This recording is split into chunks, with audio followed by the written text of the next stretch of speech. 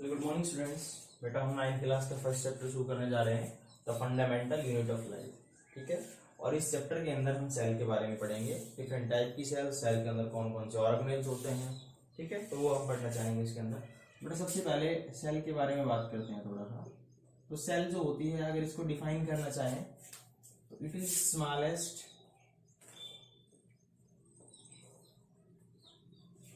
Structural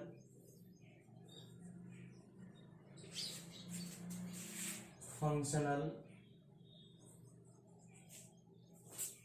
and fundamental unit of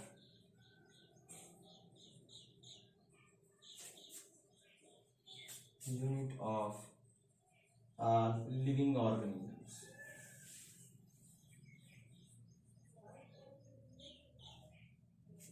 ठीक है, तो बेटा अगर हम सेल की डेफिनेशन है ये, it is the smallest structural functional and fundamental unit of all living organisms, या फिर आप ये बोल सकते हो it is the smallest structural functional and fundamental unit of the life. ठीक है, एक ही बात है। तो ये जो सेल होती है, अगर बेटा हम कंपेयर करना चाहें कि जो कोई भी मकान होता है, कोई भी बिल्डिंग होती है, उसको बनाने के लिए हम छोटे छोटे यूनिट्स ब्लॉक्स यूज करते हैं इस टाइप से, जिसको आप ब्रिक्स बोलते हो। ठीक है, तो इस टाइप से जो ब्रिक्स होती है वो मिलके क्या बनाती है, कोई भी बिल्डिंग बनाती है। ऐसे क्या होता है कि जो सेल होती है वो छोटी छोटी यूनिट्स की फॉर्म में होती है और वो मिलके कोई भी लिविंग ऑर्गेनिज्म बनाती है। ठीक है, तो इसके बाद जो सेल है वो क्या है कि यहाँ पे जिस टाइप से कोई भी मकान होता है, कोई भी बिल्डिंग होती है, वो छोटी छोटी ब्रिक्स से मिलकर बनी हुई होती है। ऐसी कोई भी जो लिविंग बॉडी होती है वो जिस स्मॉलेस्ट यूनिट से मिलकर बनी हुई होती है उसको हम सेल बोलते हैं। तो सेल के अंदर बेटा एक तो स्मॉलेस्ट आया है, तो इसका मतलब क्या है कि उसकी सबसे छोटी जो यूनिट है वो भी सेल है। स्ट्रक्चरल का मतलब क्या है कि उसकी जो स्ट्रक्चर ऑर्गेनाइजेशन जो है, उस स्ट्रक्चर के अंदर जो सबसे स्मॉलेस्ट जो यूनिट है जिससे मिलकर वो बनी हुई है उसको सेल बोलेंगे। फंक्शनल का मतलब क्या होता है कि जितनी भी सेल्स होती है उनका अपना पर्टिकुलर फंक्शंस होता है। और फंडामेंटल का मतलब क्या होता है कि जैसे अगर हम बात करते हैं कि आपने पढ़ा होगा कि जो एटम होता है, उस एटम के अंदर 3 फंडामेंटल पार्टिकल्स होते हैं, प्रोटॉन, इलेक्ट्रॉन और न्यूट्रॉन। ऐसे ही क्या होता है कि कोई भी लिविंग बॉडी जो होती है उसकी जो फंडामेंटल अगर यूनिट की बात करते हैं हम, तो वो क्या होती है, सेल होती है। अभी बेटा जो सेल्स होती है, इस सेल के अंदर क्या होता है, ये तो आपको डेफिनेशन होगी इसकी कि it is structural smallest structural functional and fundamental unit of all living organisms या फंडामेंटल यूनिट ऑफ लाइफ। तो इसके बाद क्या करते हैं कि जो सेल जो थी उसकी डिस्कवरी किस टाइप से हुई थी। ठीक है, तो नेक्स्ट आता है इसके अंदर डिस्कवरी ऑफ सेल।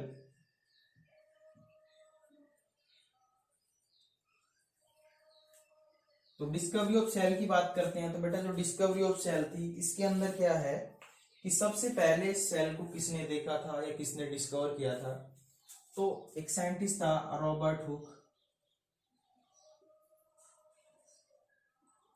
ये साइंटिस्ट जो रॉबर्ट हुक था, इस रॉबर्ट हुक ने 1665 के अंदर सबसे पहले सेल को डिस्कवर किया था। और उसने क्या किया था कि उसने बार्क को देखा था। तो बार्क के अंदर इस टाइप से छोटी छोटी यूनिट मिलके बना हुआ था वो जो बार्क था वो।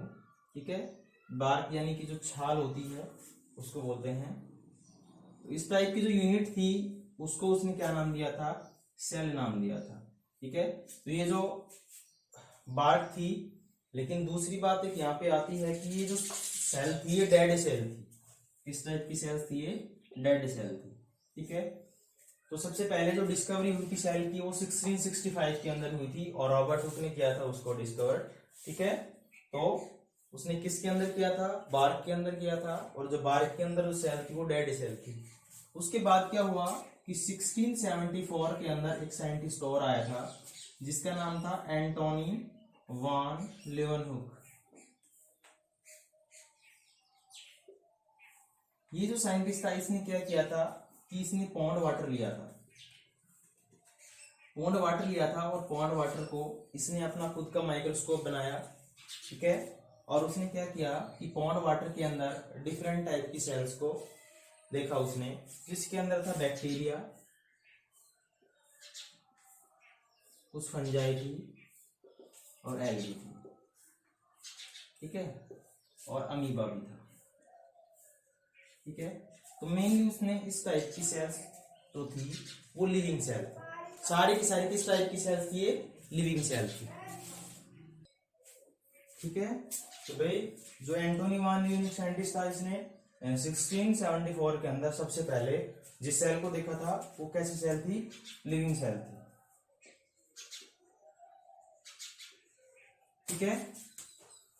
तो जब ये जो रॉबर्ट हुक था, इसने डिस्कवरी की थी किस टाइप की सेल्स की, डेड सेल की, और जो एंटोनी वान लीeuwenhoek साइंटिस्ट था उसने जो डिस्कवरी की थी सेल की, किस टाइप की सेल थी, वो लिविंग सेल थी, ठीक है।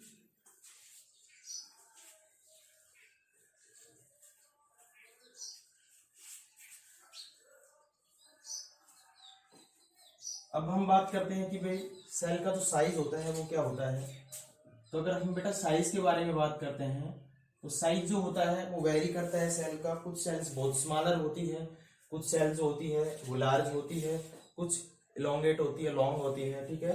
तो इसके अंदर सबसे पहले अगर बात करते हैं तो जो लार्जेस्ट सेल होती है, सॉरी जो स्मॉलेस्ट सेल है वो लेते हैं पहले। जो स्मॉलेस्ट सेल होती है वो कौन सी होती है, माइकोप्लाज्मा होता है। और ये माइकोप्लाज्मा जो है ये सबसे स्मॉलेस्ट सेल है, ठीक है। और इसका जो साइज होता है अप्रोक्स 0.1 से 0.5 माइक्रोमीटर होता है, ठीक है। उसके बाद हम लार्जेस्ट सेल जो लेते हैं, ठीक है। ये लार्जेस्ट सेल ऑस्ट्रिच एग होता है, ऑस्ट्रिच एग, इसको स्तुर्मुर्ग का अंडा भी बोलते हो आप, ठीक है। और इसका जो साइज होता है वो 170 सेंटीमीटर होता है, ठीक है, सॉरी 70 सेंटीमीटर। अगर एम में बात करते हो तो 170 से 175 होता है, ठीक है। और लार्जेस्ट सेल जो होती है ऑस्ट्रिच एग होता है 17 सेंटीमीटर होता है ये, ठीक है। और अगर एम के अंदर बात करते हैं तो 170 से 175 तक होता है इसका जो साइज होता है वो। अगर आप लॉन्गेस्ट की बात करते हो, लॉन्गेस्ट सेल जो होती है वो नारो सेल्स होती है, ठीक है। तो ये डिफरेंट टाइप की जो सेल्स होती है वो ये साइज के बेस पे होती है। अगर हम बात करते हैं ह्यूमंस के अंदर, तो ह्यूमंस के अंदर जो लार्जेस्ट सेल होती है, ठीक है, वो क्या होता है, ओवम होता है लार्जेस्ट सेल, ठीक है। और इसके बाद इसकी जो स्मॉलेस्ट सेल होती है ह्यूमंस के अंदर, हमारे अंदर, वो स्पर्म सेल होती है। और अगर हम बात करते हैं लॉन्गेस्ट सेल की, ठीक है, तो लॉन्गेस्ट सेल जो होती है, ठीक है, कैमल की जो नर्व सेल्स होती है काफी लॉन्ग होती है इसके अंदर। ह्यूमंस की बात करते हैं तो ह्यूमंस के अंदर जो लॉन्गेस्ट सेल होती है वो नर्व सेल्स होती है, ठीक है, क्लियर। तो इसके अंदर अगर इसके साइज की बात करते हैं तो बेटा ये 90 से 100 सेंटीमीटर लॉन्ग होती है, ठीक है। तो इसमें अगर स्मॉलेस्ट सेल की बात कर रहे हैं तो माइकोप्लाज्मा आएगा, उसका साइज 0.1 से 0.5 माइक्रोमीटर होता है। लार्जेस्ट सेल की बात करते हैं तो ऑस्ट्रिच एग जो होता है उसका साइज 17 सेंटीमीटर होता है, या फिर 170 से 175 तक बोल सकते हो आप। तो लॉन्गेस्ट सेल होती है वो नर्व सेल्स होती है, ठीक है। कैमल की जो नर्व सेल्स होती है काफी लॉन्ग होती है। अगर हम ह्यूमन बीइंग्स के बारे में बात करते हैं तो लार्जेस्ट सेल जो होती है वो ओवम होता है, ठीक है। जो फीमेल के अंदर जो एग होता है उसको ओवम बोलते हैं हम। जो स्मॉलेस्ट सेल होती है वो स्पर्म सेल्स होती है, और जो लॉन्गेस्ट सेल होती है वो नर्व सेल्स होती है, ठीक है। तो ये था साइज। अब बेटा बात करते हैं हम शेप के बारे में। तो शेप जो होती है सेल्स की वो भी डिफरेंट शेप्स होती है, डिफरेंट शेप्स के अंदर सेल होती है। तो डिफरेंट शेप्स के अंदर अगर हम बात करते हैं कि जो शेप ऑफ सेल की बात कर रहे हैं हम यहाँ पे, तो बेटा जो शेप ऑफ सेल होती है उस शेप ऑफ सेल के अंदर डिफरेंट टाइप की सेल्स होती है। जैसे अगर हम बात करना चाहें कि जो स्पेरिकल शेप में होता है, स्पेरिकल जो सेल्स होती है वो ओवम होती है। ठीक है, ओवम जो होता है वो इस टाइप से होता है, स्पेरिकल इन शेप होता है। ठीक है, तो स्पेरिकल के बाद अगर हम बात करना चाहें कि जो स्पिंडल शेप होती है, तो स्पिंडल शेप के अंदर क्या आता है कि जो स्मूथ सेल्स होती है, स्मूथ मसल सेल्स होती है, वो स्मूथ मसल सेल्स जो होती है वो इस टाइप से होती है। ठीक है, तो इसको इस टाइप की सेल्स होती है उसको हम स्पिंडल शेप बोलते हैं। ठीक है, दूसरा जो WBC होती है, ठीक है, जिसको व्हाइट ब्लड सेल्स बोलते हो, उसके अंदर ये अमीबॉइड शेप होती है। अमीबॉइड का मतलब क्या होता है कि जो इर्रेगुलर शेप में होती है उसको अमीबॉइड शेप बोलते हैं। अमीबॉइड शेप जो होती है वो WBCs की होती है, और जो RBCs होती है उस RBCs के अंदर वो जो सेल्स होती है RBC सेल ब्लड के अंदर, वो बाइकॉन्केव शेप की भी हो सकती है इस टाइप से। ठीक है, बाइकॉन्केव शेप की, ओवल शेप की भी हो सकती है। ठीक है, कॉलमनर सेल्स भी होती है, इस टाइप से जो सेल्स होती है उसको कॉलमनर सेल्स बोलते हैं हम। और जो कॉलमनर सेल्स होती है वो जो हमारा एपिथेलियल टिश्यू होता है उसके अंदर जो सेल्स होती है उसको कॉलमनर शेप बोलते हैं इस टाइप से। ठीक है, जो एपिथेलियल टिश्यू होता है,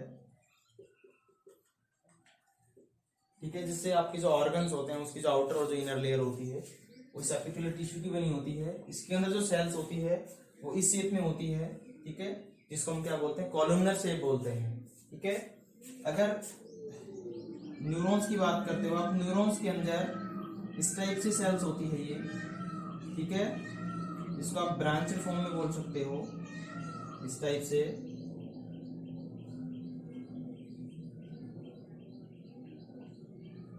ठीक है,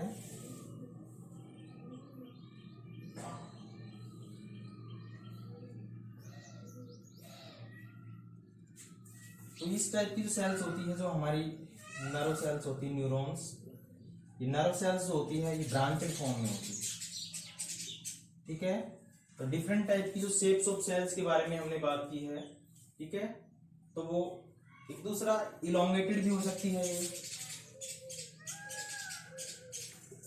इलोंगेटेड जो आपका जो ये हमारा होता है जाइलम जो होता है, इसके अंदर जो ट्रैकिड्स होती है वो इस टाइप की सेल्स होती है।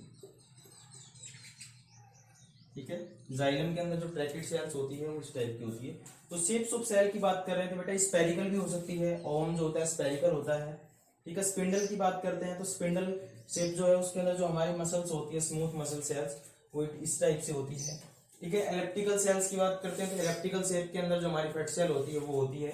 ठीक है, नर्व सेल्स होती है ब्रांचेड फॉर्म में होती है। जो एपिथेलियल सेल्स, जो एपिथेलियल टिश्यू होता है उसके अंदर जो सेल्स होती है वो कॉलमनर सेल्स होती है। अमीबॉइड शेप जो अमीबा जैसी होती है वो WBCs होती है। ठीक है, RBC जो होती है वो बाइकॉन्केव शेप होती है। तो ये क्या होती है, डिफरेंट टाइप की शेप्स होती है कि जो सेल होती है उसकी जो शेप्स होती है वो डिफरेंट टाइप की होती है, जो वेरी करती है स्पीसीज टू स्पीसीज। ठीक है, अब इसके बाद क्या आता है कि शेप और साइज के बारे में हमने बात कर ली है। अब क्या आता है कि जो सेल्स होती है उसके बेस पे जो ऑर्गेनिजम्स होते हैं वो दो टाइप के होते हैं। ठीक है, ऑर्गेनिजम्स, ठीक है, सेल के नंबर के बेस पे। ठीक है, ये दो टाइप के होते हैं बेटा, एक होता है यूनिसेलुलर ऑर्गेनिजम्स और दूसरे होते हैं मल्टी सेलुलर ऑर्गेनिजम्स।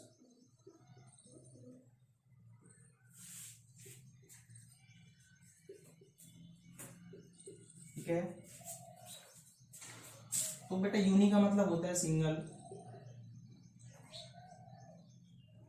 ठीक है, तो ये वो ऑर्गेनिजम्स होते हैं जिनके अंदर जिनकी बॉडी जो होती है वो सिंगल सेल की बनी हुई होती है। ठीक है, क्या होती है, सिंगल सेल की।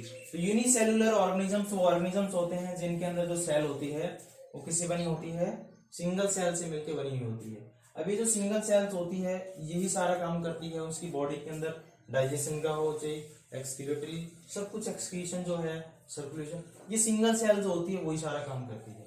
इसके एग्जांपल्स की बात करते हैं तो बेटा अमीबा जो होता है वो सिंगल सेल का एग्जांपल है। पैरामीशियम जो है वो भी सिंगल सेल का एग्जांपल है, ठीक है। बहुत सारे बैक्टीरिया ऐसे होते हैं सिंगल सेल होते हैं, ठीक है। दूसरा जो ईस्ट होती है, ईस्ट एक फंजाई होती है, ये फंजाई भी जो होती है ये क्या होती है, सिंगल सेल होती है, ठीक है। तो ये यूनिसेलर ऑर्गेनिजम्स हो गए। मल्टीसेलर ऑर्गेनिज्म जो हो गए वो क्या होते हैं, जिसके अंदर बहुत सारी सेल्स होती है, मैनी सेल्स जो होती है उसकी बॉडी को बनाती है, ठीक है। और इसके अंदर बेटा लेबर ऑफ डिवीजन होता है। लेबर ऑफ डिवीजन का मतलब क्या है, पहली बात तो मल्टी का मतलब होता है बहुत सारा। इसकी जो सेलुलर ऑर्गेनाइजेशन होती है मल्टी सेलर ऑर्गेनिजम्स की, उसके अंदर बहुत सारी सेल जो होती है वो मिलकर उसकी बॉडी को बनाती है। दूसरे इसके अंदर एक लेबर ऑफ डिवीजन होता है। लेबर ऑफ डिवीजन का मतलब क्या होता है कि इसके अंदर मल्टी सेलर ऑर्गेनिजम्स के अंदर जितनी भी सेल्स होगी उसका अपना पर्टिकुलर फंक्शंस होगा। जैसे ब्रेन की सेल्स है तो उसका काम अलग होता है, डाइजेस्टिव ट्रैक्ट के अंदर जो सेल्स होती है उसका काम अलग होता है, ठीक है। आपकी जो मसल्स है उसके अंदर जो सेल्स होती है उसका काम अलग होता है। तो ये क्या होता है, इसको लेबर ऑफ डिवीजन बोलते हैं। हिंदी के अंदर जैसे बोल सकते हैं कि काम का बंटवारा, ठीक है। तो labour of division multi cellular organisms के अंदर होता है, ठीक है। अब नेक्स्ट क्या आता है कि इसके एग्जाम्पल्स की बात करते हैं। तो एग्जाम्पल्स के अंदर जो ह्यूमन बींग्स है वो भी क्या है, मल्टी सेलुलर ऑर्गेनिज्म है, कैट है, डॉग है, ठीक है। बहुत सारे मल्टी सेलुलर ऑर्गेनिज्म जो है उसको आप देख सकते हो। इसका एक चीज, यूनिसेलुलर जो ऑर्गेनिजम्स होते हैं बेटा इसको आप अपनी नेकेड आई से नहीं देख सकते, माइक्रोस्कोप की हेल्प से देखा जा सकता है इसको। तो ये जो मल्टी सेलुलर है इसको आप इजीली देख सकते हो बाय द नेकेड आईज, ठीक है। तो ये बेटा सेल के बेस पे जो ऑर्गेनिज्म जो है उसको दो कैटेगरी के अंदर डिवाइड किया गया है, यूनिसेलुलर ऑर्गेनिजम्स और दूसरा मल्टी सेलुलर। दूसरा क्या होता है कि जो ऑर्गेनिज्म होते हैं वो सेल की ऑर्गेनाइजेशन के बेस पे, ठीक है। सेल की जो ऑर्गेनाइजेशन जो होती है उसके बेस पे दो टाइप के ऑर्गेनिजम्स होते हैं।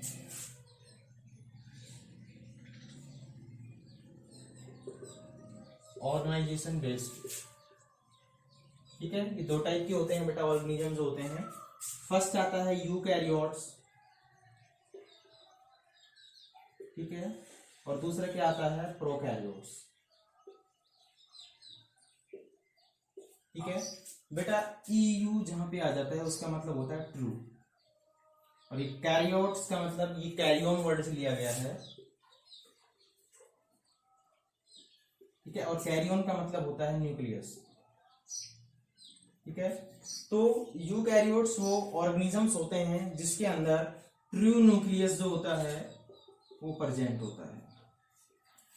अब सेल की एक बार रफली देखते हैं, डायग्राम हम अच्छे से एक्सप्लेन कराएंगे बाद में कि बेटे ये कोई भी सेल्स होती है इसके अंदर सेंटर के अंदर एक न्यूक्लियस होता है, ठीक है, और इसके अंदर बहुत सारे ऑर्गेनेल्स होते हैं, ठीक है।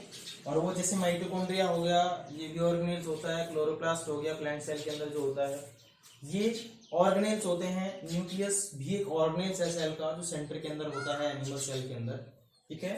तो बेटा ये जो ट्रू न्यूक्लियस होता है ये प्रेजेंट होता है। ट्रू न्यूक्लियस का मतलब क्या होता है कि ये न्यूक्लियस होता है, ठीक है, और ये डबल मेम्ब्रेन का बना हुआ होता है इस टाइप से। अभी जो न्यूक्लियस होता है ये ट्रू तो इस टाइप का होगा, ठीक है। इसके अंदर ये क्रोमेटिन होता है, ये न्यूक्लियोलस होता है, और ये क्या होता है न्यूक्लियोप्लाज्म होता है। तो बेटा इस टाइप से जो न्यूक्लियस होता है वो ट्रू न्यूक्लियस होता है। अब इसकी बजाय ये न्यूक्लियस इस टाइप से हो, ठीक है, तो ये न्यूक्लियस जो है वो कैसा होगा, फॉल्स न्यूक्लियस होगा। तो यूकैरियोट्स वो ऑर्गेनिजम्स होते हैं जिसके अंदर जो न्यूक्लियस होता है वो कैसा होता है, ये क्या होता है ट्रू न्यूक्लियस। तो यूकैरियोट्स वो ऑर्गेनिजम्स होते हैं जिसके अंदर जो न्यूक्लियस होता है वो ट्रू टाइप का होता है, इस टाइप का होता है, ठीक है। दूसरा क्या होता है कि इसके अंदर जो डबल मेम्ब्रेनस ऑर्गेनेल्स होते हैं, ठीक है, डबल मेम्ब्रेनस ऑर्गेनेल्स जो होते हैं, फॉर एग्जांपल माइटोकॉन्ड्रिया हो गया, ठीक है, एंडोप्लाज्मिक रेटिकुलम हो गया, लाइसोसोम्स तो जितने भी जो यूकैरियोटिक जो ऑर्गेनिज्म है उसके अंदर ये सारे के सारे प्रेजेंट होते हैं। ठीक है, एग्जांपल्स हमारी बॉडी के जितनी भी सेल्स होती है, एनिमल सेल्स होती है, प्लांट सेल होती है, वो सारी की सारी क्या होती है, यूकैरियोटिक सेल्स होती है। ठीक है, क्लियर। अभी प्रोकैरियोट्स का मतलब क्या होता है बेटा, प्रोकैरियोट्स का मतलब होता है जिसके अंदर फाल्स न्यूक्लियस होता है। ठीक है, फाल्स न्यूक्लियस होगा, और दूसरा क्या होगा कि ये जो प्रोकैरियोट्स है इसके अंदर डबल मेम्ब्रेन जो ऑर्गेनेल्स होंगे, फॉर एग्जांपल्स माइटोकॉन्ड्रिया, ठीक है, एंडोप्लाज्मिक रेटिकुलम, ठीक है, लाइसोसोम्स,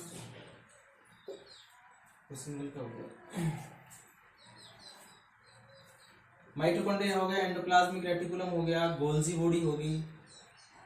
ठीक है, और जो इसके अंदर न्यूक्लियस वो ट्रू नहीं होगा, फॉल्स टाइप का होगा।